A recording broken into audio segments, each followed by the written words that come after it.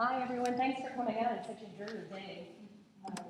I've got two sets of eyes here, so I might be transitioning in front of you. Very good. Thank you. Just hit the space bar. All right. So as mentioned, my name is Alexandra Beswick. I go by Alex, and I am the manager at the Central Library and Cobb County Public Library System. And I have been a librarian for 23 years. I graduated from a bricks and mortar school at University of Rhode Island 23 years ago. Things have changed a lot. That was before the internet. And as I was going through that program, let me know if you can't hear me and I'll try to project better. But as I was going through that program in graduate school, I went through it in 1 year because that's how I could afford it. I took out a loan, went through it in 1 year, and that's all I did. And as I approached the end of that year, I looked at my experience as I pretty much was a patron in my small town library, and I was a page during the summer. In undergraduate school, my undergraduate degree is in art history. I was a technician in the slide library, and then my professional practicum at the Rhode Island School, University of Rhode Island was at the Rhode Island School of Design. So I was hoping to get into academics and didn't quite go there. I mailed out 200 resumes nationwide because I was not tied to that part of the country. This was snail mail before online applications. I heard back from a handful of people. SCAD wanted me because of my art history background and my slide library experience, but I didn't want to pigeonhole myself that much. And I ended up having a town library in Rhode Island take a chance on me. Their administration and their board said, we see something in this person. And I had a retail background as well, retail management. And so I became a department head out of graduate school, and I was very fortunate. I've never forgotten it. I try to mentor others so that they can have that opportunity as well. And I'm hoping that what I have to present and share with you today will help you somewhat as you move forward in your careers. And if you need me to slow down as well, let me know that. I'm from the Northeast, and I tend to go blah, so let me know that. So in the beginning, this was perfect, I thought, for some of you. I do have a sense of humor, so it's important to have. So in the beginning, I've touched on that with regards to myself. In those 23 years, I have served in different public library levels. From that first city library in Rhode Island, I was there for 5 years. I went out to Colorado after that to a large system in the Denver metro area, very much like Cobb County with 17 locations serving a population very much like that. I moved up within that system. September 11th happened. My family's on the East Coast. I wanted to come back and be with them.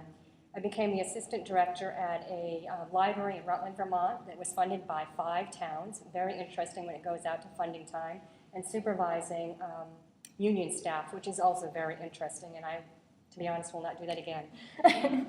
So I got to a point of wanting to be back in a big system so that I would have opportunities to grow without having to continually move about. And so that's what brought me back to Georgia, down to Georgia, and back into a large county system with multi-branches. I've been here for 6 years. I'll probably be here for a while longer. I started out at their smallest location, and now I'm the manager at the largest location. The reason why I say these things is because it's how you groom yourself and how you promote yourself. Even if you're in a job and you say, I'm happy here, don't let that stop. Keep finding opportunities for grooming yourself as a professional. During this 23 years, I went from being an interviewee to being an interviewer. And I learned a lot on the other side of the table as well, which makes me really comfortable in being an interviewee now. And I'm hoping that some of that information that I have for you will help you become more comfortable on that side of the table and being interviewed.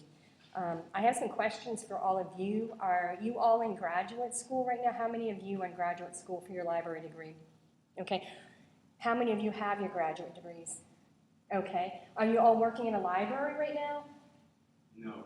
Okay. You're looking forward to this. This is your ideal. Okay. Not volunteer. Okay, very good. And I'll touch on that too. It's very important to volunteer too. Because I felt like I didn't have a lot of experience when I got my first job. But I see resumes coming across now with people with their graduate school degrees, no experience. Work on that if that's where you're at. You've got to get that experience in there. Okay. Those of you who are working in the library, are you in a professional level position or a paraprofessional level position? Paraprofessional. Okay, and I'm going to touch a little bit on that too, okay, and hopefully that'll help you out. Okay, so interview basics. I'm going to start with format because that's changed quite a bit. It used to be always in person, and over my span of my career, I've applied for and interviewed for other positions beyond where I've been at in my 4 careers within the 23 years.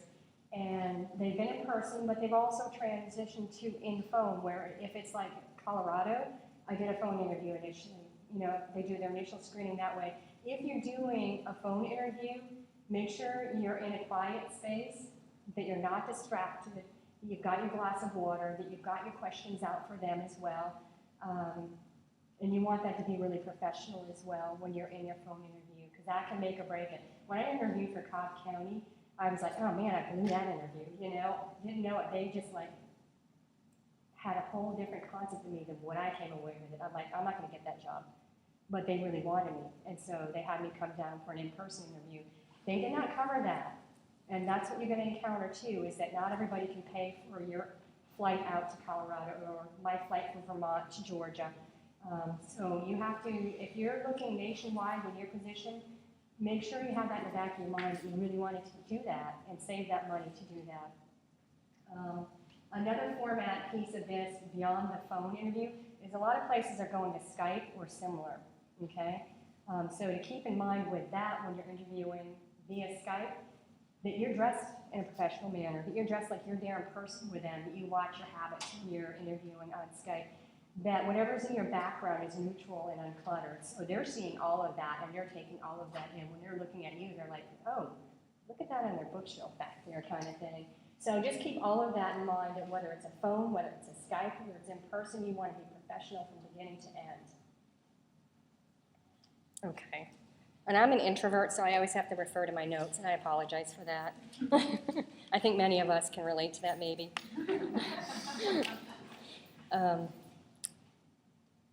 All right, so the next part in this is research, and what I mean by that is you have to do your homework if you want to be successful in your interview. Not only for them interviewing you, but for you finding out about them. Is this going to be a good fit for you? And I'm going to get into that a lot more too, as far as a two-way street. But you want to do your research, whether it's looking at county websites, whether it's looking at university websites and getting into those departments, whether it's doing journal research on particular even overall university or county system, to find out whether they are financially stable. If there's anything controversial going on, it'll make the newspapers. So you want to check all of that before you go, especially if you're paying you're putting your airfare or driving from one end of the state to the other. You want to see if that has something going on. Now, another part of this is even if there's something going on and it's within Atlanta, you might want to go interview anyways just for the experience so that you feel more comfortable with it. So don't let it deter you if it's a local thing to go out for an interview. Go ahead and get that experience. But if you're going across country, you might want to say, hey, I'm doing my research, finding out about this library system, this law firm that is hiring a librarian, this university that's hiring, to see what's going on there. If the position has skills in it that are unfamiliar to you, that's where you're going to do your research too. Brush up on it. At least know what they're talking about with those skills that you don't have. If it's been a while since you've done something that they included in their job description, beef up on that. See how it's changed since you've last done it. So that's what I mean by your research. You're doing your homework, so when you go in as an interview candidate, you're more savvy about what they're talking about. Attire, it seems pretty straightforward, but having done the amount of interviewing that I have done, it's amazing what people will wear to interviews. And some things that I think are okay when I'm on a panel and we're ranking somebody after the interview, one of my colleagues might say, no, her dress was cut way too low, and I'd be like, it didn't bother me at all, but they're like, that was not professional. And so to keep these things in mind that, I might be more open-minded about what people are wearing to their interview, but there are other people who might be more conservative or not think that's professional. I've also had people come in very casually dressed. So make an effort to dress professionally and as you might for that position. I don't tend to overdress. I wear this to work, so I try to wear what they're going to see me in at work. That doesn't mean I'm going to wear a suit, because I never wear a suit at work, because I am in the bathroom, unclogging toilets, doing all that stuff, and I'm not wearing a suit. So, All right, my next thing is etiquette, and that means when you're interviewing, you're going to make eye contact with the people on the other side of the interview table. If there's a panel and I'm being interviewed, I always make contact with each of them as I move throughout my interview. I don't focus on one, and I know it's a nerve-wracking experience to go through an interview, especially if you haven't done a lot. You want to focus on the one person who's smiling and nodding at you, which is what I do, when I'm interviewing. But you want to make eye contact with each of them. You want to smile at them. You want to show that you're engaged with all of them. And another piece of that with etiquette is not to chew gum. That's happened in interviews. I've seen that. Not to flip your hair a lot, and that's happened a lot too. And I know these are nervous things, like I am doing this now in my hands and speaking to you, to be aware of what you're doing when you're interviewing and to be professional. And as much as you want to sit here and flip your hair or chew your gum, that's not the place for it. So, and let's see. Under etiquette 2 is bring enough copies of your resume for everyone. Even if you do an online application, which is the way it has gone, and there are places where you can attach your resume that way, bring it with you too, because they don't always print it out. Like sometimes I'm in a rush with my other responsibilities at work, and I'll forget to print out the resume, and I've looked at it. And so it's nice to have that, and it's nice that if you bring one for everybody that's there. Another thing with the etiquette is don't sit there and read off of your resume when you're answering questions. I've had that happen too. These are all flags to me that I recognize there are different personality types and that the real introverted people really need to follow along with their resume. And I respect that, but if you can break away from sitting there going, okay, where on my resume will this answer that question? That's a good thing not to do that. So, all right, questions and answers. And the final part of the etiquette is to do a thank you note. That's really old school. It can be done by email, but do take the time to thank the people who brought you in for the interview. We have part-time positions in Cobb County that are 15 hours a week. I'll get 200 applicants for a 15-hour-a-week position that only requires a high school degree. And so out of those 200, I sift through all of them, and even the lower ranked numbers, because the county does an initial ranking of them as per their educational level, per their the experience level, but I'll glance at even the lower ones because I've gotten some really good people out of those lower numbers for whatever reason. They didn't hit the high numbers. They didn't have a PhD or whatever applying for that part-time position. So make sure you take the time to send a thank you note when you're done. It's just courtesy. I mean, it is old school and it has gone by the wayside a lot, but whenever I see that I get a thank you card in the mail delivered to me or an email, like this person took the time, they really want this position. They know out of all of these people, they were selected to be one of the 5 that were interviewed. So it's just a courtesy thing, really. Okay, so questions and answers, theirs and yours. When you're responding to questions, make sure you're covering enough to answer their questions. I've had people who are very brief in their responses to questions. I've had others who've gone off on these really dirt roads down around the bend, derailed off the train track kind of thing, and you're sitting there like going, come back, and we'll have to prompt them to come back. So answer the question, really focus on it, and it's okay if you write down the question. If they don't give you a copy of the interview questions, and a lot of places won't, you can write that down. There is nothing wrong with, on your pad of paper, writing that question down. There's nothing wrong with saying, can you repeat that question? Sometimes we have questions that are 2 parts, and they might be really basic, but I know you're nervous, and you say, can you repeat that second part of the question? There is nothing wrong with that, to do that. And don't feel like you're doing a poor showing by doing that. You're not. So make sure you answer the question, you stay on track, you don't go off on some convoluted road trip somewhere and go off on philosophical discussions of how you feel about things in your personal life. Stay focused on that question and answer it. If you haven't worked in a specific position or job before, take what you know. Like with my first job, I didn't really have a department head knowledge in a library, a very busy library. I had my retail management background, and I applied that to their questions. And I think that's what got me that position, was my retail management background. Of course, my lifelong love of libraries, especially 23 years ago before the internet, was maybe held a little more weight, I don't know. But do take what you know. In our system, we have a position that's called technician. That's the 15-hour-a-week position. All they do is check in, check out, do cards, do voter registration. Very clerical, that's it. I've seen them interview, and they'll get a question, and all they do is check in, check out. Think about how you can turn that into answering that question. Think about your whole life experience, whether it's volunteering, whether it's doing retail management, whether it's, working at the local daycare, whatever. How do you respond to that question? In public libraries, and I'm sure it's the same with our academic colleagues here, it's all about customer service. That is the bottom line. It's about serving others and customer service. When I interview somebody who says, well, I love books, and that's it, it's like, no, it's a lot more than that. It is customer service, and job is number one, customer service. So you can take almost anything you've done in your life and apply it to answering a question and keeping that customer service value in mind, how you serve others. Okay. Questions they can't ask. This is a handout, but I didn't bring copies, but it will be on their website. There are questions that people should not be asking you when they interview. They are illegal. And if they ask them of you, the best thing to do is to say, I can't answer that. If you don't get the job because of that, fine. Do you really want to work for somebody who is either not savvy enough and they're asking you questions they shouldn't be asking you? Then maybe you don't want to work for them. If they know they're illegal and they're still asking you, then you don't want to be there. So some of these questions are, have you ever been arrested? I mean, that's pretty obvious, but they may ask you that. And these are generic questions across, not just focusing on libraries. Are you married? That's none of their business, Kind of like, are you expecting, even if you are obviously expecting. They can't ask you that. What religious holidays do you practice? They can't ask you that.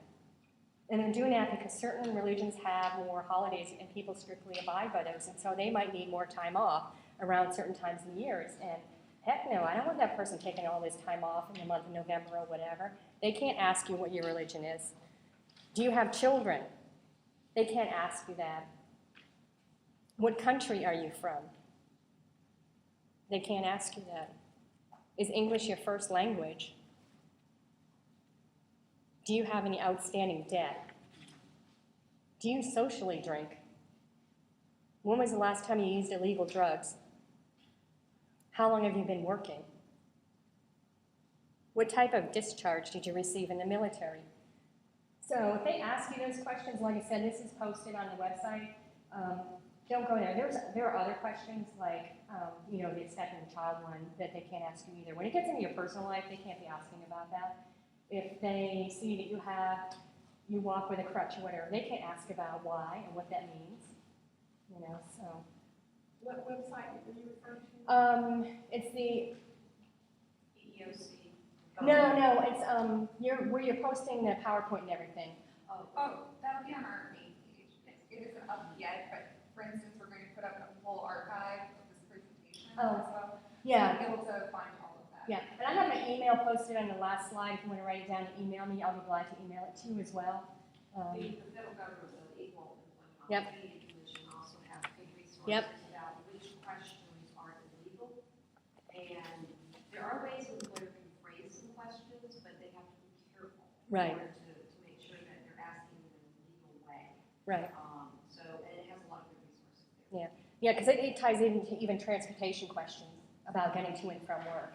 If they phrase it a certain way, they can ask it, but others they can't, because it comes across as being discriminatory, and that is illegal. So, like if somebody were to try to ask me what my age was, I mean, they could figure it out by looking at when I graduated from high school and stuff, but no, they can't ask you how old you are. All right.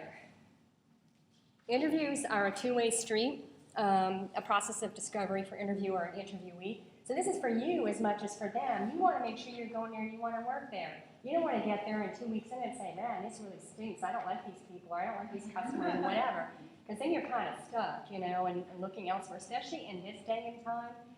My career, I've always been able to pick up and move, when I've wanted to, and move myself up and so on, if that's what I wanted to do. Now I'd be out there competing with everybody else, regardless of my experience, what I've done, how long I've done it. I'm in there with everybody else. So you want to make sure you're in a good place, that you're going to be there for a while, hopefully. So this is for you to do your homework. And this is a part of your handout that you should have. And what you're learning about when you read about books, reading books about interviewing and so on, is more about the questions they're going to ask you, but this handout gives you questions you can ask them beyond what you might find from your homework beforehand. So what happened to the person who was in this job before me, or before this position opened? The last interview I did, and we had 2 positions of the same level open. One opened up right after we advertised for the one. I explained to the candidates why that position was open, so that they would know that it's not us going through people, one after another. Now, granted, I'm at the Central Library, and I call the police quite regularly there, but that's not usually enough to drive staff away. Why did you choose to work here? Asking that of your interviewers. What keeps you here? What keeps me here is that I love my job. I love the people I work with and I serve. But they'll have other answers. What is the problem the person you hire must attend to first? What can you tell me about the individual to whom I would report? That's very important. You might have a panel of people doing the interview, but not one of them might be the one that you report to. When we do interviews in Cobb County, we try to have the people that are the direct supervisors on that panel. And I might be there at the Central Library position as the manager, so they can put a face with that. But I have department heads at that location, and they're in on their interviews, because I want people to see each other and to know these are the people they're working with, or potentially working with. How would you describe the organization's vision and mission, or 5-year plan? That's a good thing to know where we're going. And it's really hard to tell where we're going in this day and age with technology. And talking to Pat and Bryan and academics, I'm like, wow, you're dealing with the same thing we are. We don't really know where we're going beyond further away from books, it seems.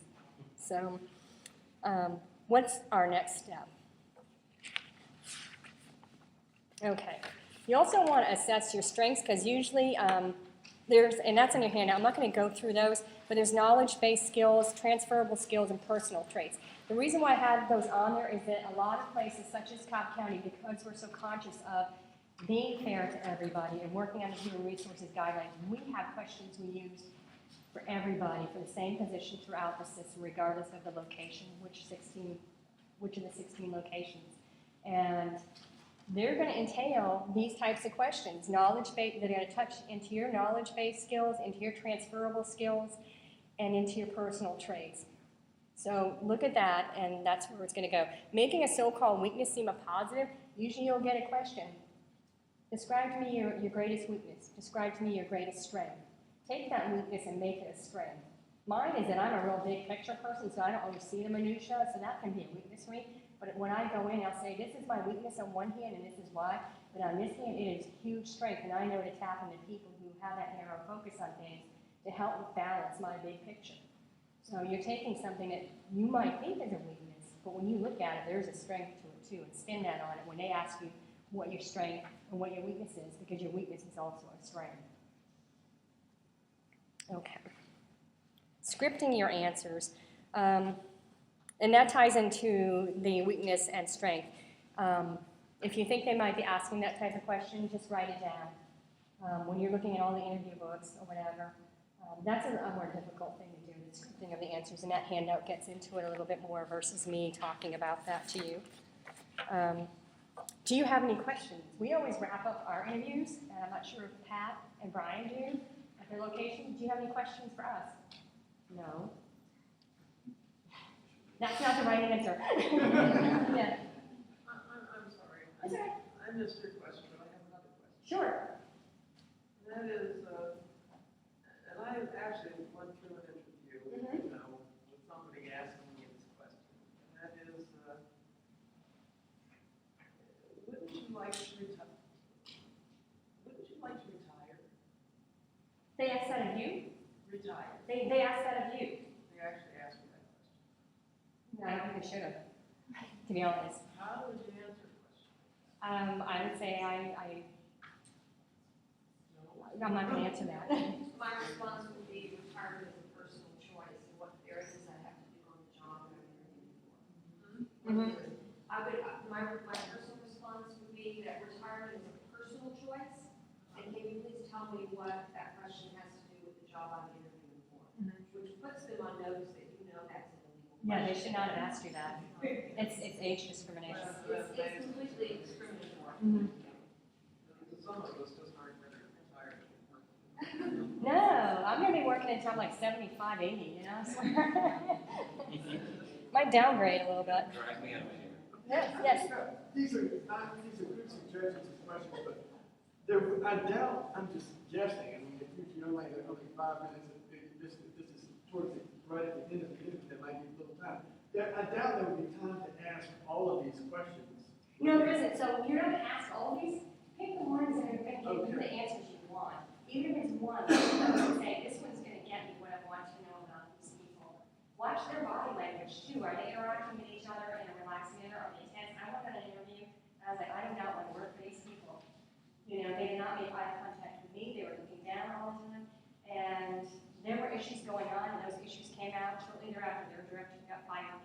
So it's like, you go with what your gut tells you about where you're at, and that gut reaction is really reliable. Go with that. But on that list of questions, don't ask all of them. Pick a couple on there that you want to ask, one. But when you get to that last one, do you have any questions for us?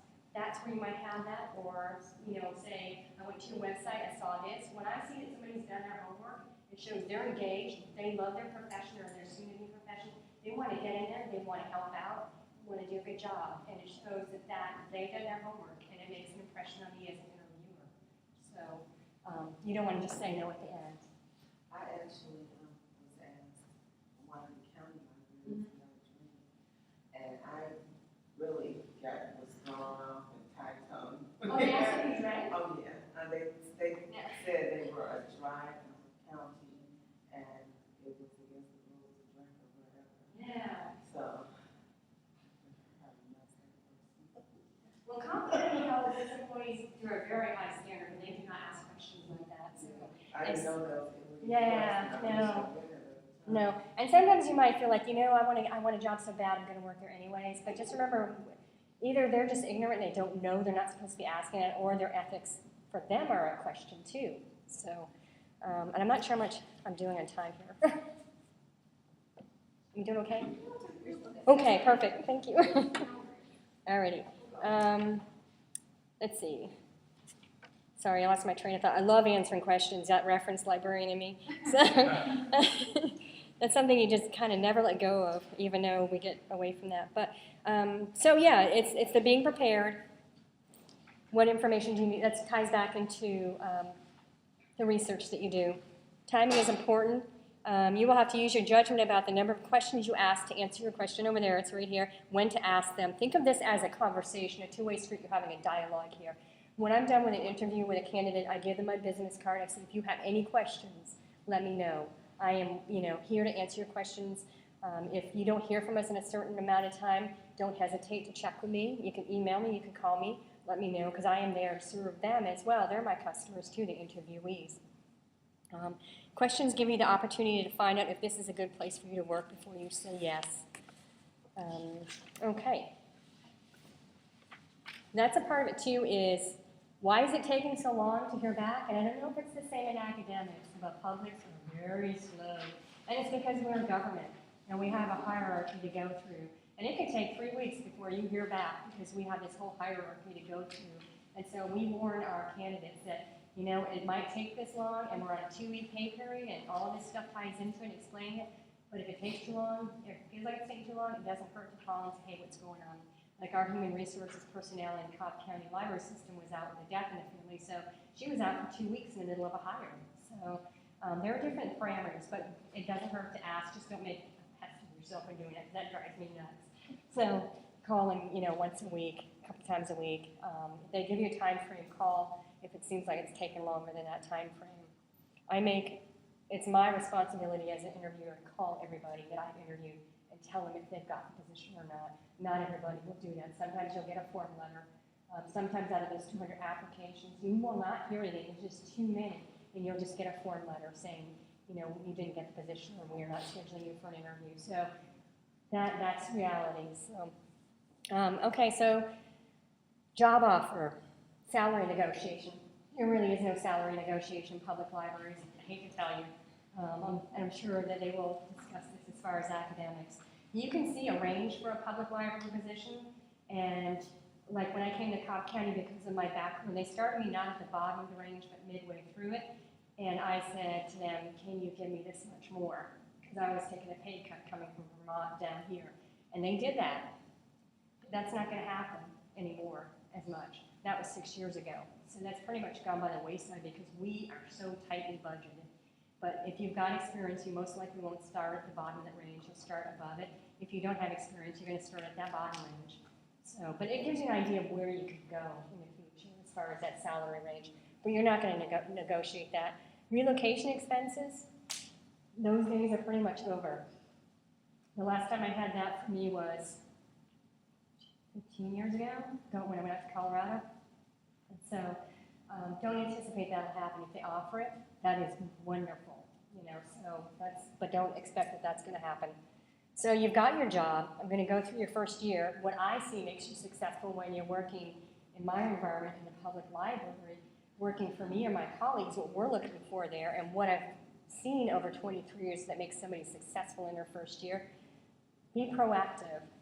Ask questions. Don't hesitate to ask questions if you don't know. It means you're learning and you're wanting to learn. It doesn't mean I don't know and I don't want to ask. And I've had supervisors say, she's brand new, but she's not asking me any questions. And I'll be like, she's a real introvert. This person's a real introvert, and it's going to take her a lot to ask you questions. But there are those who won't come and say to me, this person's not asking me any questions. Why? And they'll see that as a detriment in their learning because they're a different personality style. So ask questions as you go along. Don't hesitate to do that. Be a self-starter within the parameters of your position. You see there are things you can do to help out, go ahead and do that. Sometimes you'll need to run it by your supervisor, but like if I see that books need to be put away and somebody's just standing there, I'll say, books, go put them away. I do that. Go put them away. But let your partner know you're going to be off the desk putting them away. So don't wait to be asked for certain things, especially once you learn a little bit more about the climate. If you want to move up, become more invaluable. When appropriate, volunteer for committees if you can. Okay. Even if you don't want to move up, you might want to get involved in that just to give yourself some, challenges in the workplace. And like I said, you never know where your future is going to lead you. That might show up well in your resume. Continue grooming yourself and growing yourself in your profession, and that's all a part of this. Coming to events like this, even if it's on your own time, do that. We have Ed to Go. It's now called Life Learning Forever, something like that. It's changed names. But you can go through this actual online class. And so once I'm done with a current class, I might do that again. It might be supervisory, it might be management, it might be something not really library related, but sort of. But it's grooming yourself and broadening what you have to offer others. If you're in a paraprofessional position and you're asked to take on some professional responsibilities, as long as it's not union or it's not going to do anything bad somewhere, like, somebody's like, you're taking advantage of them or whatever, ask if you can help out with that. We have somebody who's in a full-time paraprofessional position. Because we're so short-staffed at my location, she is regularly scheduled on the reference desk doing reference assistant. She has her master's. She's in a parapro position. She is mounting book displays on job hunting. She has put together a periodical survey under my direction to put out there so we can see how our magazines are being used. She's doing these things while she's a paraprofessional, but she knows this is going to get her that job when it opens up. Because I see the job she's doing on a professional level, and she is doing a great job. So, and I was talking to Ariel, I'm trying to lobby to make a position professional while she's in it. It's a matter of funding and who leads and who doesn't in the system. But if you have an opportunity, even if you're paraprofessional, and can do that, check with your supervisor if you can help out with that, and then do it. Even though it's not in your job description, you're not getting paid for it, especially public libraries, and I'm sure it's true in academic. It's not about, that's not my job. Everybody helps each other. Okay. It's okay to say no. I've helped several younger people to learn to say no, because when I first started out, yes, burn myself out pretty much. You can say no to something if somebody says, can you serve on this committee, and you're already serving in 5, and you're working 40 hours a week. You can say no, something less severe than that too, and say, well, once I'm done with this, I can help you out with that, but until then, I have to gracefully decline. So it's okay to say no in that first year and explain why. Ask for deadlines if that helps you. I'm a big deadline person. They give me a deadline, I'll get it done before that deadline. If If I don't have a deadline, I'll just let it sit. So network, find a mentor, find somebody who's going to help you learn the ropes, who's going to help you move up and tell you what you need to do and take you under their wing. Mentors are great resources, and they love doing it, love helping others. It all ties into what we do to begin with in serving others. Get to know your customers and your colleagues. And by your customers, I mean students, I mean the general public. Get to know what they want of their library, what they want of you as a staff person. Don't let them take advantage of you and make you their pet librarian, though. But get to know them. Get to know what the community wants. That helps you better discern how to help your customers in that first year. Keep up with the local events that might impact your library. I work near the Marietta Square. There are things going on there all the time. And so, okay, I know this is going to affect us this day. We have a homeless shelter near us, and those people transition through my library. I know that's going to affect us, and that they need to learn library rules every time they cycle through. So you need to learn these things in order to be successful your first year. I don't know. Sorry, I'm just having fun talking. In the end, don't get discouraged. I sent out 200 resumes, snail mail, 23 years ago. Don't get discouraged. Keep plugging away. Make yourself open to being mobile throughout the country if you can. Take that chance and go out there and do it. I was so shy and introverted in my first job, and I look back at that, and I look at what I'm dealing with now, and it amazes me that that person's the same person that I am now. I'm not saying I'm doing an excellent job. I've learned, and I keep learning, and you keep learning. So don't get discouraged if you're sending out resumes and you're an interviewee and you don't get the job. Ask them what you can do better the next time when you interview the next time. Sometimes they'll let you know. I'll tell people if they ask me, what can I do better? I had one person who blew her interview because she confused dependable with dependent in an answer. She treated dependable as dependent. You don't want somebody being dependent. You don't want them not dependent on you and all this stuff. Intelligent woman in her library program. So, professional grooming. Continue to groom yourself to be in the profession, even if while you're waiting between school or in school before you get your job. Volunteer. It's very important. I look at people who volunteer, and we've had some people in Cobb County Library System who started out as volunteers, and they now have positions with us there. That's a way to get your foot in the door. Those 15-hour-a-week jobs, getting your foot in the door.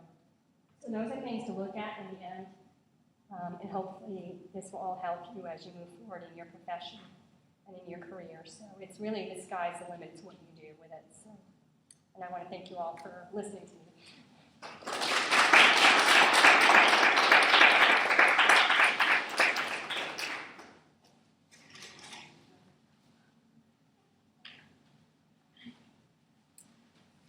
Hi there. You want to go ahead and introduce me?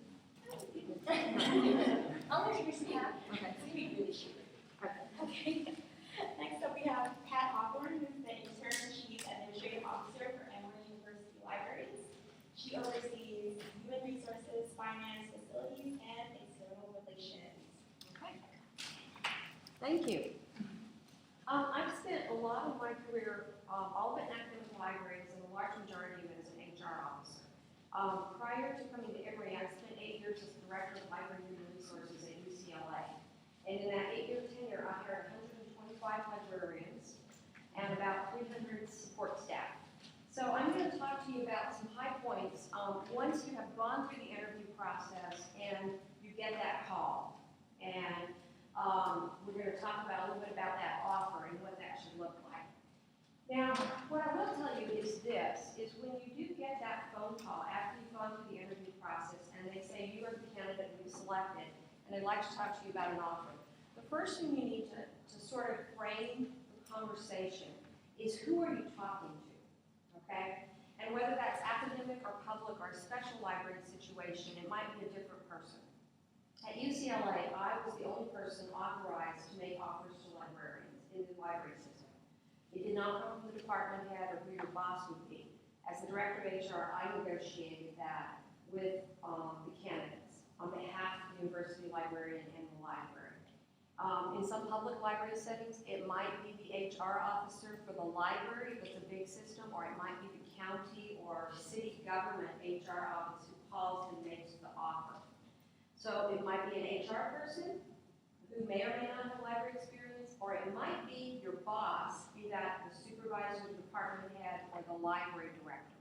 And you have to be a little cognizant of that, because here's the thing I'll tell you, is if it's the HR officer, we're gonna be a little bit more, I think, open to the fact that you may be nervous, we're gonna be a little bit more understanding. I have often said that when I call to make that offer, part of my role is to close the deal, and it's not in my best interest to make you feel bad. So one of the things I do is I will take the time it takes in order for you to feel comfortable with everything that we are offering and that all your questions are answered. Okay, so I'm approaching it that this is the beginning of our employment relationship, and I want this to work because you're my candidate of choice. Okay, so I'm not going to rush you. I'm not going to tell you that you have to make a decision today. I'm going to give you a reasonable amount of time. I'm going to offer to set up phone calls with the benefits people if you need to talk to someone about how our benefits work. I'm going to, answer questions as we go along. If you are talking to your future boss or the library director or a department head that you're going to be working for, they may not know all that nuances, and they may have to hand you off to someone else to answer some questions. So understand that context. And don't be afraid to say, if you're talking to your department head, is there someone in HR where I can have a phone conversation and I can ask more detailed questions about the benefits package? Okay, that's perfectly appropriate, and then they can contact the benefits person, and then you can go through all of that. Okay. So once you get that call, the first thing I'll tell you to do is let them make the offer in full. Okay. I once had a young librarian, and I started the conversation, and I'd get 5 words out, and she would ask a question, and I'd say, okay, well that's on my list. And then I'd get 5 more words out, she'd ask another question, I'd say, that's on my list. And finally, for the 3rd time, she says, you're going to cover all this, aren't you? And I said, well, I do this quite a lot. I said, I'm pretty sure I'll cover everything, but I might not. But let me go through all the elements of the offer first, and then we'll go back and we'll walk through it piece by piece, and you can ask your questions then. Now, what I understood, she was just nervous, okay? Perfectly normal. But this is where I think if they, say, is this a good time to talk, which they should ask. In some cases, they'll set up a time to talk with you to make the offer so they know that you're free. And I would say, if you could say, yes, that's fine, I'm interested in hearing all the elements of the offer. And that should allow them to run through all the elements, and you can take notes and then be able to have your questions there and so on. So here's what you want to think about as they're making the offer, okay? Salary, okay? They're probably going to quote this as an annual salary. They may also tell you what that translates to in terms of monthly or bi-weekly and how you'll be paid. But you want to go beyond that. And this is where I tell candidates you have to think about total compensation. When you work for a university, public or private, or city or county governments, your benefits will run anywhere from 20 to 32% of your salary on top of that. So if your salary is $60,000, your benefits package might be worth anywhere from $20,000 to $25,000 more. Okay, so you want to pay attention to the benefits part. And here are some things you want to think about. And they should cover, or you should have an opportunity to go to a website or talk to somebody about what's involved. Medical and dental insurance, potentially vision insurance, long-term care. Most places will offer life insurance, give you a basic package, allow you to add supplemental, which is very cost-effective when you're buying it through your employer. You'll have the opportunity to understand the differences and sign up for long and short-term disability, which it gives you income in the event you're disabled. And then you may have accidental death and dismemberment and other kinds of insurances.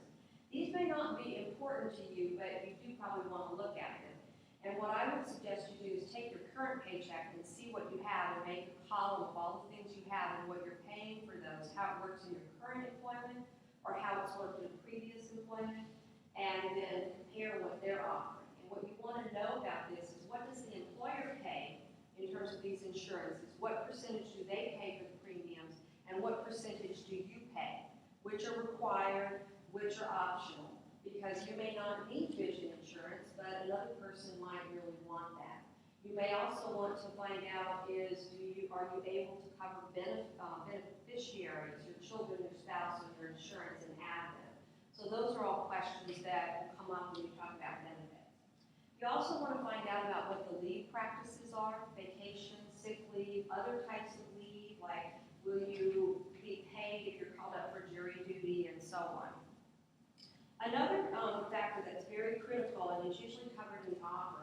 is what is available to you for professional development.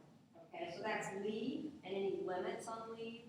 How you go about requesting if you want to go to a workshop or a conference, or is there a cap on how many days you can take for professional development per year? Or is that pretty much on a case-by-case basis based on whether or not it's approved and related to your job? And then you also want to know about funding and any limits. Some places will tell you that you'll get a set amount per year as a librarian. When I was at UCLA, our librarians were unionized, and under their contract, they got $750 a year that they could spend as they wished for their professional development.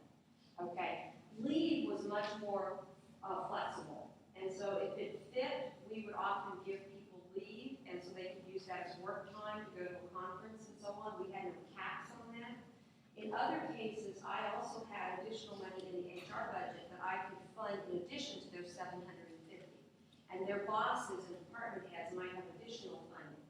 And then here's another difference, is sometimes an institution will send you to something as their representative, which makes it administrative travel, and that you will be paid for automatically, and it doesn't come out of your professional development that you get to choose, and that's a separate fund.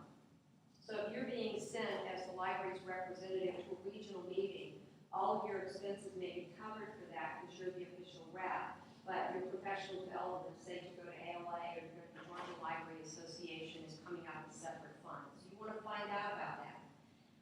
Sometimes when an institution or a county government does not have a lot of leeway on salary because they have locked in things, they may be able to say, throw in, they'll give you more professional development funding. And this is becoming something more common these days, where they'll make a commitment and they'll say, for your first 3 years, I'll give you $2,500 a year for professional development funding. And that can be very meaningful if you're an early career librarian, because that's less out of pocket. Okay, so you want to ask about that. And then you want to find out about other extra benefits and things that might be important to you. If you work in a university, there might be a fitness center or a recreation center you can join. There might be discounts. You also want to find out about what is parking like. On almost every university campus, you have to pay for parking. You want to find out what those options are, what it will cost you. You may not have to pay for parking if you're working for a special library or a city county government and it's a branch, you just come and pull up here. So you want to make a list of these things and be able to compare so you're going to see what your costs are. Now let me talk to you about the salary. One of the things that you should have done in your interview, or in the interview, if the institution employer is good, they should have an HR session where you would talk to an HR person. And at UCLA, I would do 45 minutes with a candidate, and I would walk them through what would happen after the interview if they became the candidate of choice. And we had a published public salary scale, because we're a public institution. Librarians were unionized, and it was called a lockstep system, which meant that if you were an assistant librarian 3, you made this salary. No one was off the scale.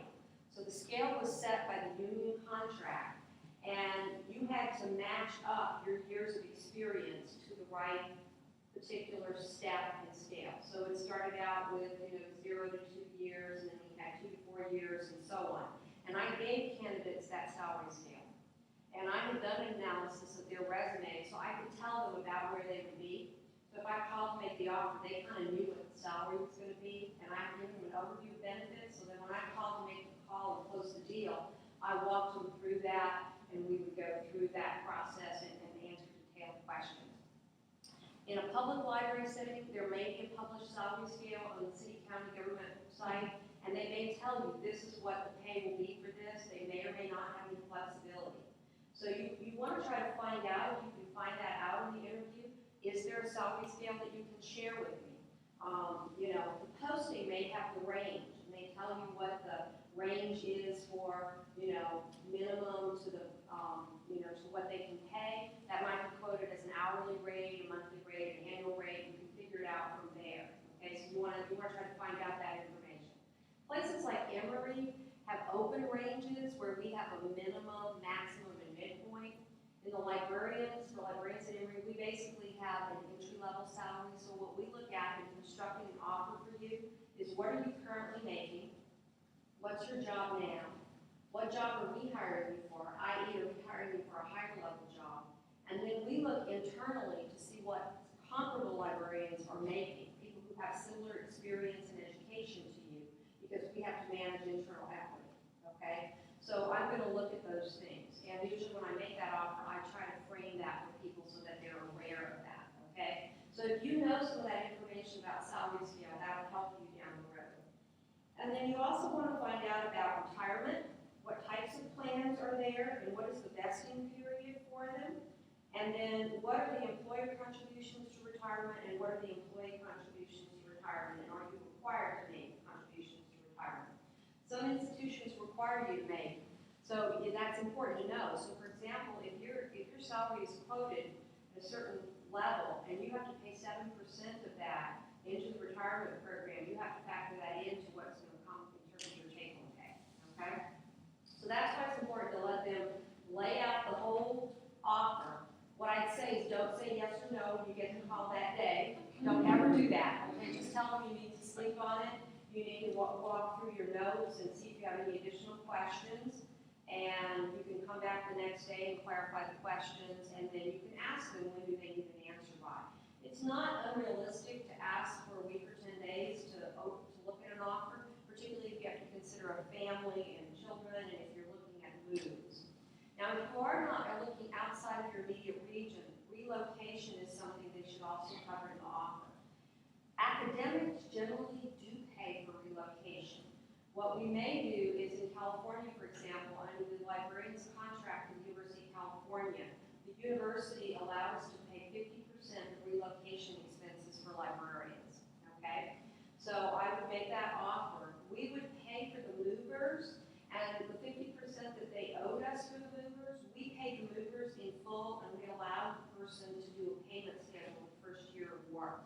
So they didn't have to write a huge, check for $3,000 or something, or worry about having to come up with the money for the movers on the day of the move.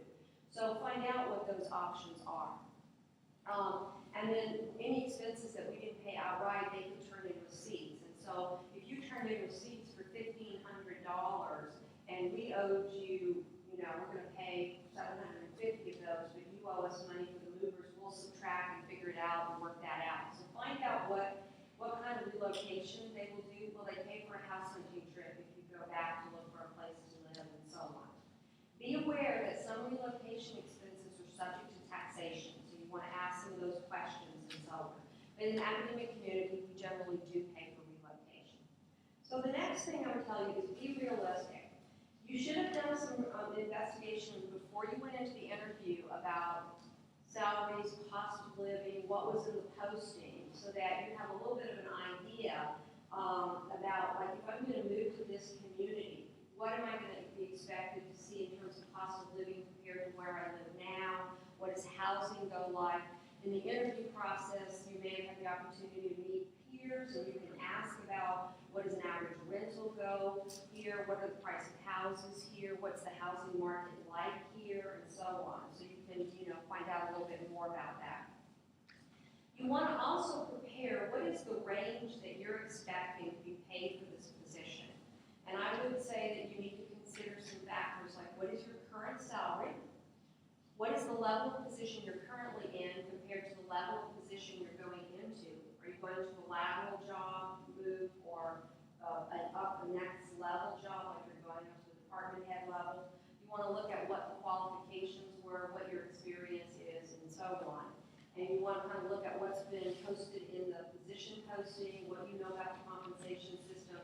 Are there any limits, okay, that they can share with you so you know you have a ballpark idea of what they might offer? Sometimes a place will be able to tell you, like I could at UCLA, that here's kind of based on your current resume, you're going to fall within this range, so I'll be able to make an offer in this range. They may be able to tell you I'll be able to make an offer between this amount and this amount. And that may help you to go home and think about how does that fit into your expectations, okay? The next thing I would say is you need to be reasonable, and that's a little different than being realistic. I'd say that being realistic is where you're trying to figure out, is the salary going to be enough for you to live comfortably on? Being reasonable is where you have to look at, are your expectations in line with what you've learned about the job? So I'll tell you a story. We hired a librarian my first year at Emory,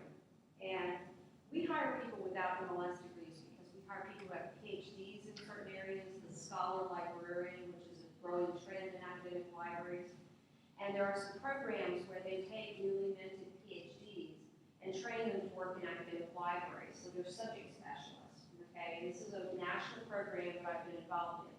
So I was negotiating with someone who's coming out of this CLEAR program, the Council for Library and Information Resources. She's done a 2-year fellowship. She has the PhD in the subject area, no MLS, no library experience, except for this 2-year fellowship. And the salary she asked for was beyond what I'm paying for department heads with 10, 15 years of experience, okay? She's completely off the charts. Now what that told me is that she was not being reasonable. She had not done her homework. What it turned out is she had looked at our ARL salary survey, because we're an association of research libraries, and there's an annual salary survey that's public, and they published the average salary. And our average salary is high, but our average years of experience is 15 years. So think about that. If you look at a salary survey and you go with an average salary as one of the factors that you consider in what am I looking for, that can really throw things, because if the average salary is, say, $75,000, look at the average tenure of the people in that organization. Because if it's 20 years and you're someone with only 8 years of experience, you're clearly not going to command that kind of salary, okay? So you have to be careful about using statistics. That salary survey also has the entry-level salary. So you have to look at those things, and it also lists salaries by type of position, like reference librarian, department head, and she clearly had not looked at any of those. So what happened was we had to give her a little bit of a reality check about what she was asking for given her experience. And so that was an awkward conversation for me to have. I could tell from her end she was embarrassed, because when I told her that the people who made that kind of money at Emory were department heads with 10, 15 years experience, there was a gasp. And so she, I think, really thought she had blown it. We ended up hiring her. What I will say is this, is I have not been impressed with her since her hire. And what I have learned as an HR director is the way you negotiate is often very telling about how successful you will be in the organization. Okay? And I've gotten it down to a point where I've had people where I can hang up the phone, we hire them, and I know they won't last. Because they mishandle the whole negotiation. They do something really inappropriate like she did. She really hadn't done her homework, and she had sort of no real reason to think she would get this kind of money with basically no library experience. Okay? So. Sorry, I have a quick question for you. You mentioned a few times that you look at the resume when you're basing a salary. So for a lot of us, I'm sure we're saying we have MLSs with just paraprofessional experience. And then you were mentioning like some professional tasks that you can do as a paraprofessional. Is that something that's considered? Yes. Okay, so you can look at someone and say, well, they're in a paraprofessional role, but looking at the responsibilities they have, you would see that as a librarian experience. Yes, what I did at UCLA is every year that you had as a paraprofessional counted for half. It's equivalent to half a year of professional experience. And I often hired a lot of my paraprofessionals into the librarian ranks when they got their degree. So if for example, if I had someone who had worked for us as a paraprofessional for 20 years, that was the equivalent of 10 years of professional experience. So right away, that put them into the associate librarian rank. And once I added in their education and special skills and things, I could often get them up to the fairly high salaries in the associate rank. Okay? And it varies. At UCLA, one of the things I used to tell people is no one comes to UCLA and takes a pay cut. In my 8 years there, I never offered anybody less money than they were making somewhere else. Okay? And I had a fairly strict salary scale to work with. But keep in mind that salary scale is also built around the fact that California is one of the most expensive places to live. This is why you need to do some of your homework about cost of living. So, at the lower end of the scale, it's tight for someone to live in Los Angeles on $55,000, $60,000 a year. But they do it, and many of them are already there. So, one of the things I used to not run into is most of the people who are applying from outside the state have ties to California, so they don't have to sticker shock over housing, okay? And for those who are coming from out of state, I tried to keep up with what the rental and real estate markets were so I could give them some, advice about what to expect. And when people would say, well, where should I look to live? The first question I always asked them was, tell me what you're willing to put up with for a commute, because that would define everything in California. And so if they said I can't do more than an hour, then I could tell them, look at these areas. And I had some resources, to point them to help them get a sense. But we tried to cover a lot of that in the interview.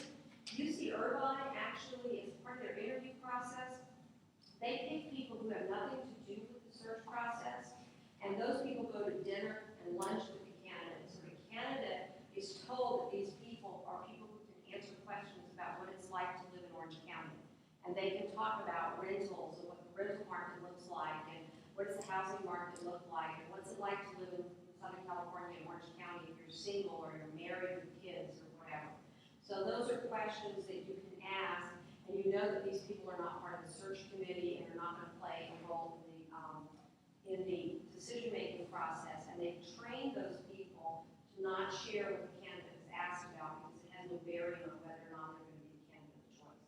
So some places really think this through, and you want to look for those clues in the interview. Okay. So what I would say is, when you set up your range and say, based on what I know about the job, and this is a good phrase to remember. So if at any point in the interview process or the recruitment process you get a question that says, what do you think that this job is, should pay? First, you want to find out, when is that being asked? Okay? I've had interviews for senior level management positions where the HR recruiter calls me, and in the preliminary screening interview will say, what do you think that this position should pay? I'm an HR director, so I know that. I know what positions are paid around the country. But you want to do a big range in that sense. You might want to do a range of $50,000. So if you're looking at a senior management position, you might want to say, I think this position might be somewhere between $120,000 and $170,000, depending on the scope and so on. What they're trying to see is they're trying to prevent that they'll get all the way to the offer stage and find out that you're already making more than they can afford, which happens because they don't ask the question early enough in the process. And if you're moving from, say, New York City to the West Coast, that may be comparable for LA, but if you're moving in Arizona, they may offer you less money than you would have been making in New York City, but your cost of living is going to be different. So that may happen early on, and you may be asked that question. That's a little trickier. For entry-level jobs, you're probably not going to be asked that at the beginning. But at some point in the interview, they may say, what are your salary expectations? And this is where you may want to say, based on what I know about the job at this point in time, I'm thinking the salary should be between $55,000 and $60,000. Your range for most entry-level to department head positions should be within $3,000 to $6,000 to give yourself a little bit of room.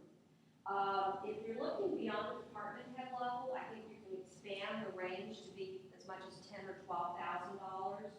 When you give them that ballpark. And they try to pin you down, you need to say something like, well, I have to look at the total benefits package, what you're offering in terms of relocation, and any other option, factors as part of my offer to be able to narrow it down more. You don't want to commit to something and say you're going to take a job for X number of dollars before you have all your facts, okay?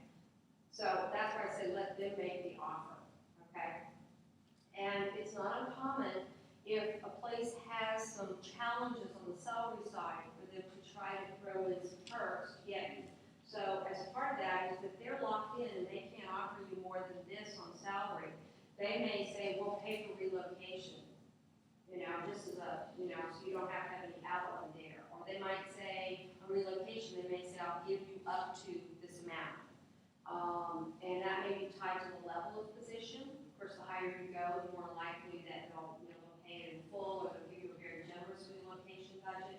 And in some cases, they'll offer you professional development. They might also offer to buy you an iPad, a laptop, equipment. And younger librarians are actually negotiating for that. They're actually saying, can I get a laptop and an iPad, when I get here? And so I'd say ask for it if you think it's critical to your job, because that means that's not something you have to go buy for yourself. Now, that means when you leave, you have to turn it in, it's equipment for the university. And then the last thing I would tell you is be honest. You don't want to play an employer, particularly not one that you want to work for. So sometimes when you are looking, you are trying to balance, two offers that may come in around the same amount of time. Don't try to play one employer against another, okay? It's fine for you to tell one employer that you have another offer. So if you get an offer and you're waiting for another offer and maybe that's the offer you really want, I think it's fine for you to call the other employer and say, I don't know where you are in your search process, but I just wanted to let you know that I have received another offer and I need to make a decision on that in a timely manner in order to be fair to that employer. Can you give me an estimate of when you might come to a decision on your search? And what you have to be prepared for is they may tell you it's not going to happen for 3 weeks for whatever reason. They're not done with interviews, they have, director of libraries on vacation, whatever. So you may have to make a decision and choose to take or not take this other job. And so if you have a bird in the hand and you say no to that, you may not get the other job, and you have to really kind of weigh that. There are times where you're going to come up where you have 2 offers fairly close together and you get to weigh them together. But this is where I think if you have your checklist, you can kind of weigh it. And then what I would say is in terms of looking at the offer elements, you also want to look at what does the job give you in terms of your career goals. So what I tell people is never take a job unless you can see the job after that, unless this is your last job and you're planning to retire from it. Make sure it fits with your career path. Make sure it's not a dead end for you. And take something that allows you to grow, that allows you to build more skills, that challenges you. I always say take a job that scares you and then master it, because that's what's going to build that confidence and that skill set and that knowledge for you to get to the ultimate career goal that you've set for yourself. Okay? So you want to do the third speaker and then do questions at the end, or questions now? Too many questions. What about a librarian who may have some years of experience, but not in an academic library? How do you look at those type of applicants versus someone who's applying and who has more academic library experience? Well, I think the burden is then on you. If you're trying to make a switch from a public library setting into an academic library setting, you want to be sure that you highlight on your resume the things that are transferable to an academic setting. And in your cover letter, really address why you think you're a strong candidate. What you need to understand is that a search committee is going to be looking at who meets the minimum and then who are the strongest candidates from there. And so, the thing is if you don't have a lot of academic library experience and it's not recent and you're trying to switch over, you may not be a compelling candidate. So if you can find a way that you can volunteer in an academic library or get a part-time job in an academic library so you can bring your skill set up, that may help. You and then Pam and then I just have a question, actually. I'm searching for an internship for the summer, for the fall. And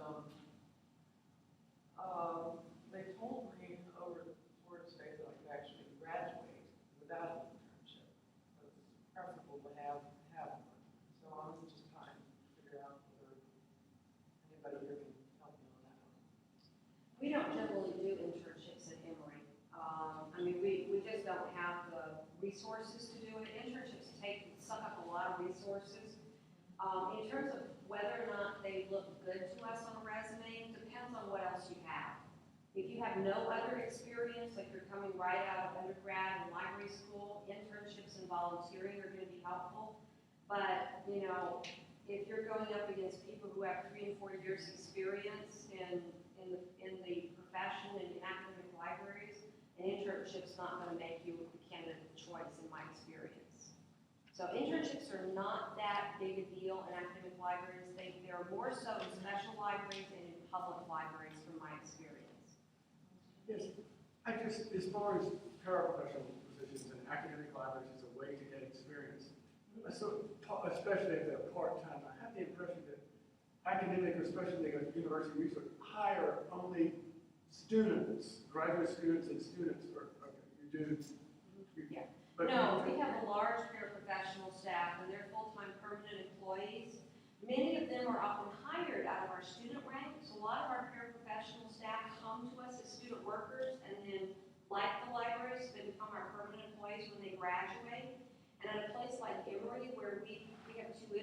permission. We have folks who work for the university as a way to go to school for free. So it's not uncommon for an undergrad to stay and work for Emory and then figure out how they use the tuition benefit in order to get a master's degree. So that's a very good way to get into an academic library, is to find a paraprofessional role.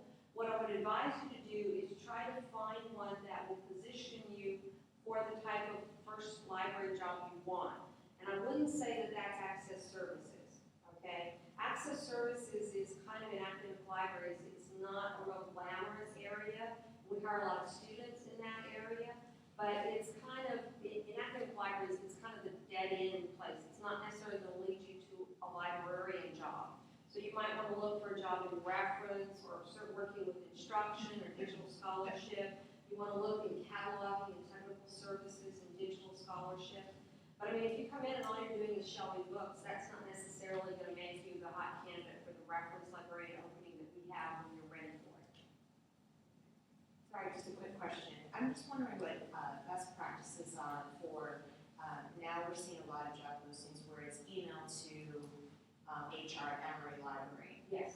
So what I've been doing in those cases is attaching a PDF of my cover letter, resume, and references, and then putting in the body of the email my cover letter, because I feel it feels weird just sending a blank email to HR. It doesn't really matter. What really works well is if you send us either the Word version of your 3 documents. We usually ask for cover letter, current resume, and 3 references. Right. I don't care if you do it as PDF, as one all file all together, or if you do 3 separate PDFs, or you do it as a Word thing. What we do is we generally scan them and mount them on a site for the search committee. So the electronic is what works for us. What I would do is basically in the email, you don't need to repeat your cover letter. You can just say, here are my application materials. What I would suggest you do is in the body of the subject and in the email is tell us which position you're applying for. We get lots of emails from people who say that, here's my application for the position at Emory, and we have 6 positions in recruitment. So then we go back and we look at the cover letter and it's generic. So right now I'm recruiting for a university librarian, and I'm getting people who are right out of library school who are saying, I'm applying for the university librarian. I mean, this is the dean of the library, you know, you have qualifications, but it's showing a naivete about, and to me what that tells me is they haven't read the application, and they're just applying for every job they see. So this is where I think your cover letter, your first sentence should say, this is the position, I'm applying for the metadata analyst, I'm applying for the social science reference librarian position, but the email doesn't have to have much more. So just in the body, we could just say, these are the files I'm attaching for the law position, and not worry about anything.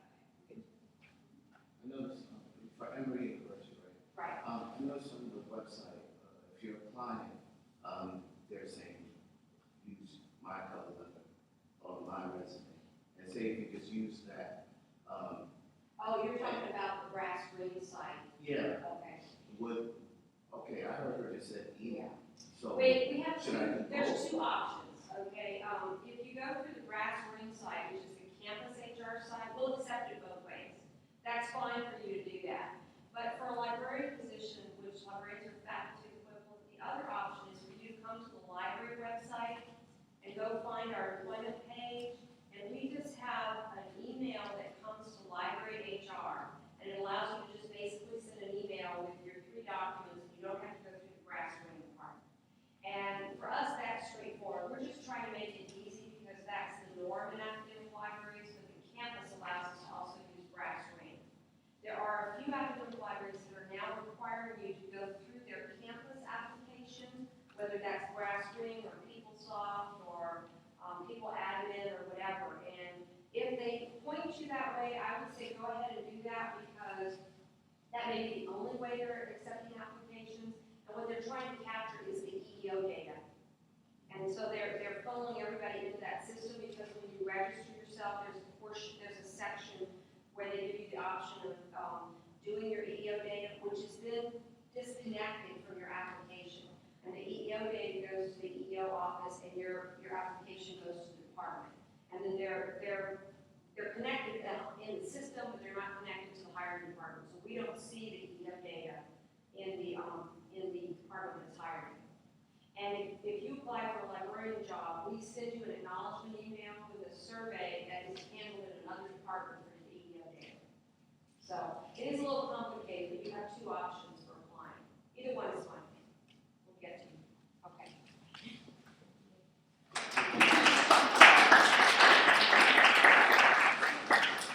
Okay, last up, we have Bryan Sinclair, who's the Associate Dean for Public Services at Georgia State University. Well, thanks, everyone. I'm Bryan Sinclair from Georgia State, and I'm very pleased to be here. And a lot of what I'm going to be talking about today is stuff that's on my mind as an administrator at Georgia State and what we're encouraging people to do and be like that first year. So let me pull up the first slide here. I should say our Chief Administrative Officer, I spend a lot of time speaking with her. They are indispensable people. I'm the word indispensable here. Even when you get to the dean's level, you have to go to your HR person and say, what can I say and what can't I say in this situation? So making yourself marketable and indispensable for the first year. And again, a lot of this is coming from my personal experience. Associate Dean, I love what I do. I love working in public services and academic research library. And things are changing faster than I even imagined this time last year. Things are really moving in libraries in general. So I'm going to give you some background information here. And I know it's hard to read this, but again, a lot of what I'm showing you here is stuff that's on my mind, it's on the dean's mind, it's on the dean's boss's mind, it's on the provost's mind. These are the people that I interact with on a daily basis. This is I don't know if any of you know the ECAR study. If you don't know EDUCAUSE and you don't know EDUCAUSE ECAR and the studies they do undergraduate students and faculty and all that, know about that if you're interested in academic libraries in particular. If you were to drop EDUCAUSE and EDUCAUSE study in an interview with me, it would give you brownie points, I'll just say that. I'm a big I attend EDUCAUSE and their EDUCAUSE Learning Initiative meeting annually, and it's almost a place to get away from me. There's things that are happening in higher education that I'm a little concerned that anyone's not keeping up with these days.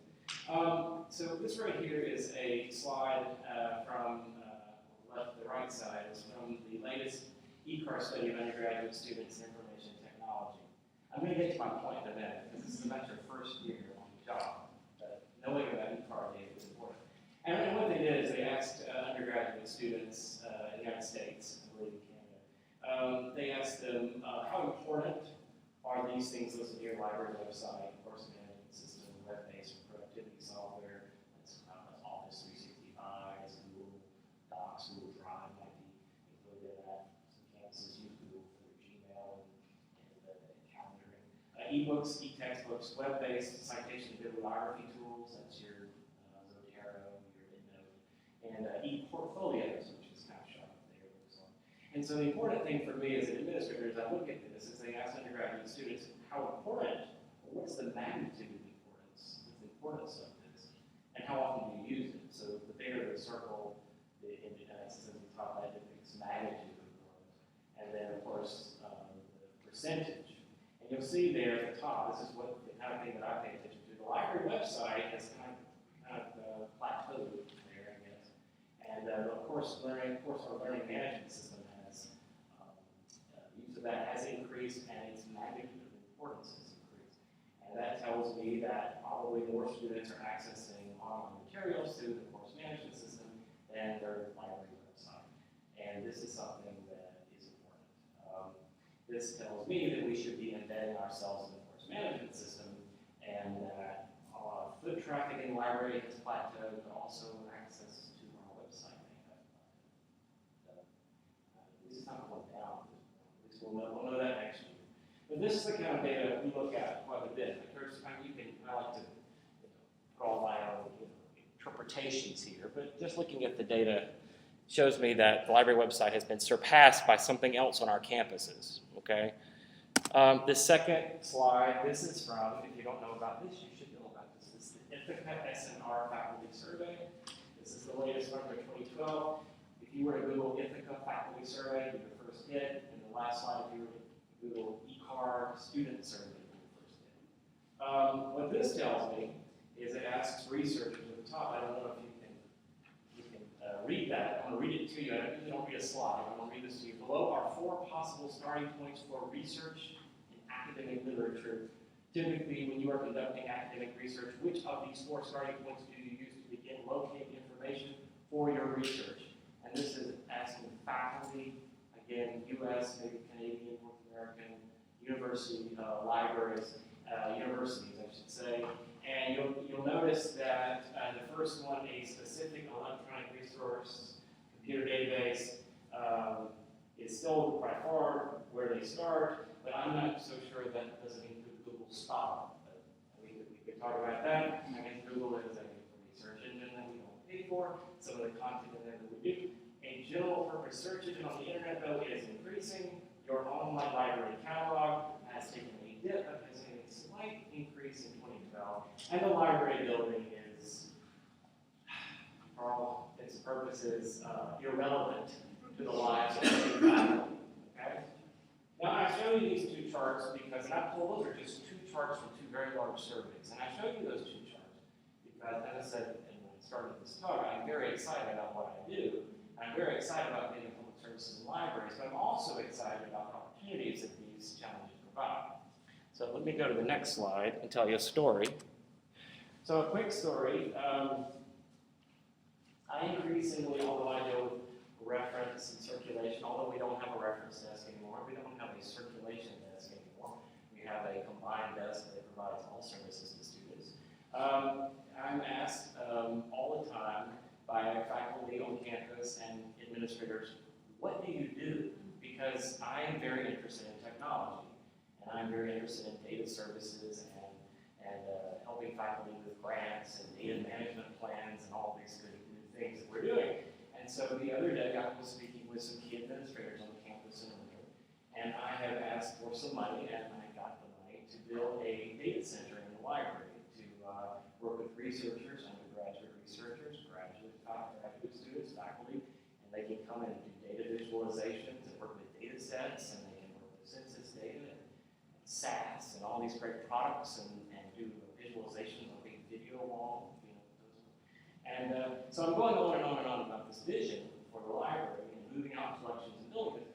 And the person stopped, the administrator, and said, "Are you a technologist?" And of course, without missing a beat, I said, "No, I'm even better. I'm a librarian." And the point of that story is, I'm not sure even our key administrators on campus know who we are and what we do. And certainly the faculty and students coming to us don't know what we are. So that's just a little story to maybe, oh, and I should also add, as the second part of that, every person that works in the library, or in our building, the facility, whatever, all the services, is a librarian to the students and faculty. From the person who is shelving the books, the clerk, to the paraprofessional, everyone is a librarian.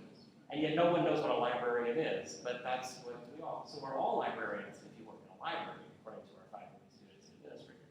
So keep that in mind as I go to the next slide.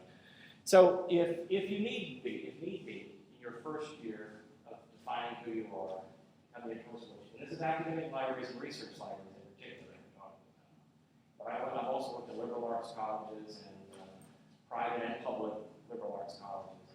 I will say that if you need, that first year, if need be, embrace the technologist role, because that's what, if you want to make more money, I can tell you right now, if you're on the IT side of the shop, you're going to make more money, if that's a concern to you. But also, as you're talking to faculty and students and groups, embrace that role. If that's what they see you as, then that's fine. That's what I do. I can help you with your research. I can help you with lit review. I can also help you with your web page. I can help embed content into your course management system. Whatever the case may be, be open to that.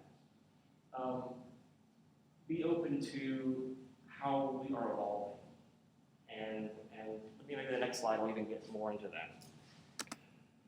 But I would always say, because I am a librarian at heart, think like a librarian. Let me tell you why that's still important. Because we have certain values and a culture that is valued at our universities and in our communities here in public. We value service. We value timely response to questions. That's something that's part of our nature. As an administrator, it's very hard for me to, as a reference librarian for many years, if someone asks me a question, I want to answer that question. But I'm a busy person, right? But it's part of our culture to answer that question. Student success is important to us. Research success is important to us. We are innately interested in what you're doing as a student or faculty. We want to know more about your research. We want to help you be successful. We want to help you land that grant, write that great article. Accessibility, and when I say openness, that's really like open access, right? Openness to information, accessibility. We value communication, and we value accommodating users' needs. That's part of our culture. So keep that part of what you're learning or have learned in library school or information school. Don't lose that. And in addition, what we offer, I would say the reason administrators, senior administrators on our campuses are looking to libraries, we have organizational skills. We know how to organize stuff. We know how information is used to organize. And we know how it should be organized, described in research. So we may be dealing with an issue today, but we're always thinking, okay, so how can we make this so future folks will have this question? We're going to organize our wiki a certain way, right? We have a certain innate need to make things ordered and usable and findable and discoverable. Don't lose that. That's what you've learned and what you should market. So, do they get us? And when I say do they get us, back to my question about the technologies. Who is they, and do they get? What do I mean by that? I'm not sure they get us anymore. We are the book people. We have 2 towers with books in them, in compact shelving, and humanists use those books. English, history, faculty use those books, and students. But do they get us? What else? The other things that we're doing on campus. We're having a similar identity crisis. And when I say who is they, there are senior faculty on campus that understand the library, but they don't understand our new rules. And then there are new faculty and administrators on campus that don't even understand our new rules. So you have your work cut out for you to get that job, that first job. Okay? Let me go to one more slide. I'm going to wrap this up. So let me see if I can bring all those ideas into one final group of thought for you. Make yourself indispensable. There were comments earlier, questions about the foot in the door, paraprofessional foot in the door, absolutely. But you are the person that I want to pick the phone and call when I'm having trouble with this resource, this electronic thing. I want you to make yourself indispensable. You're the person who's keeping up with the literature. When I hear about some new social media thing, and I have no idea what that is, but there's a couple of folks in my library, and I can pick up the phone, they will know what that is. They will absolutely know what it is. Embrace new technology, skills, and roles beyond what's learned in library school. Keep those core values that we have. The customer service, we don't use the word customer, that service. But embrace these new roles, and if it's a technologist or instructional technologist, or whatever the case may be open to that. Be open to that. And you may decide IT might be your calling. As it is for me, I may evolve into IT. Who knows? And the salary, my salary just jumped up. That's what you get if you move to IT. You have technology in your title. You automatically make 40% more. So just remember that too. That's a key thing. And I want to just, and there are so many things I could talk to you about as far as that first year and making yourself indispensable. I will say one last thing about that first year. Every person that leaves our organization, every retirement we have, every person who leaves and goes to a new position, we always rethink that role as our business need and what we need. And increasingly, they're not generalist reference librarians. Increasingly, they are people with specialties. I mentioned data services and data management, but also scanning materials and making digitization, making things available on the web for researchers and students. Have a specialty. something that you know a lot about. And it just may involve reading a lot about it, keeping up with the literature, keeping up with Educause and other organizations you're saying about it. It may be that you're interested in learning, online learning, and you have a lot of background, and you know what a MOOC is, and you're familiar with learning management systems and how to incorporate. We have this concept of embedding the library, we talk about that a lot. That means it's in the library and out into the colleges and the schools and the departments. But we also need to embed ourselves in the learning systems that are on our campuses right now. So be open to that and look for those opportunities. Keep in mind, your boss will change and things will be restructured. If you got a job at an academic library this year, I guarantee there will be restructuring in your future. And it may happen quickly, it may happen in 2 years, there will be restructuring. And a lot of these blending IT and library roles. Increasingly, libraries are reporting to a chief information officer on the campus that is over IT. And you are now expected to work together with IT. In fact, most meetings I have are with central IT on our campus. And I deal with public services in a library, but it's all electronic. So I'll say one more thing, because I can go on and on, and I tend to insert automotive. I think that was for me, but I left it in there because it was funny. You don't have to understand how a car works. I mean, it's an analogy I use all the time with some folks that work with me. You don't have to be able, you can't live in a modern car because it's just, there's no way to understand. It's an internal combustion engine, but you don't understand how it works. You don't have to understand how it works inside the engine. But you should know the kinds of cars it makes on the road right now. You know, what they can do. If someone comes to you and says, I need a certain vehicle that does this, this, and this, you should have at least keeping up what, again, with the car analogy, know what types of vehicles are on the road, know what kinds of horsepower they have, or what kinds of seating they have, or amenities they have, or whatever the case may be. You don't have to know how to open the computer up and increase the RAM. That's not what we're talking about here.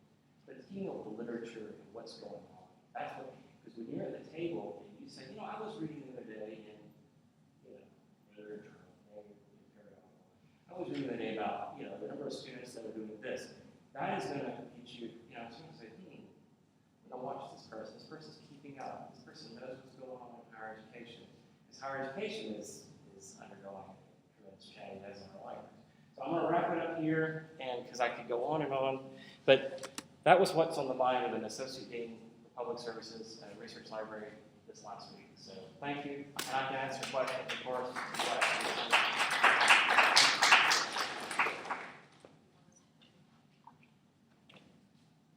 Is this our panel? Well, unfortunately, we don't have enough time for the Oh, panel. okay.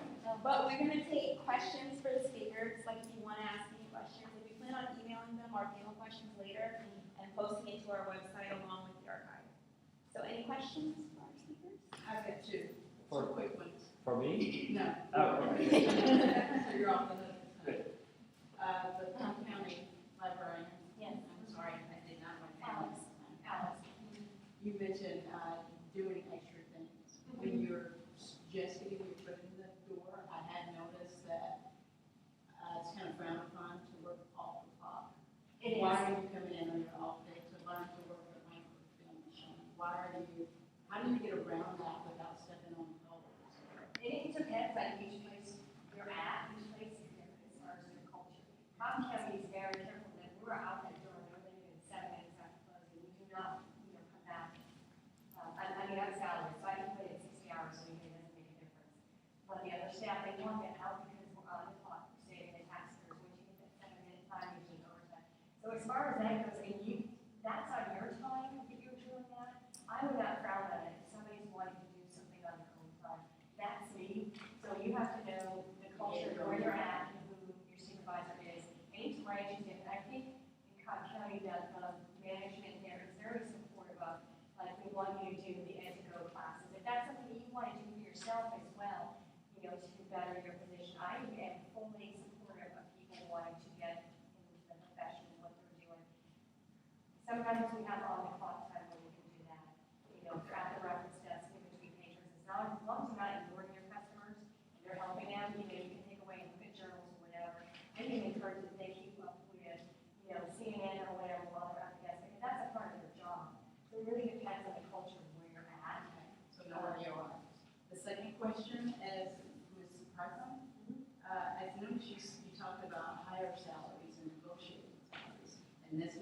an entry-level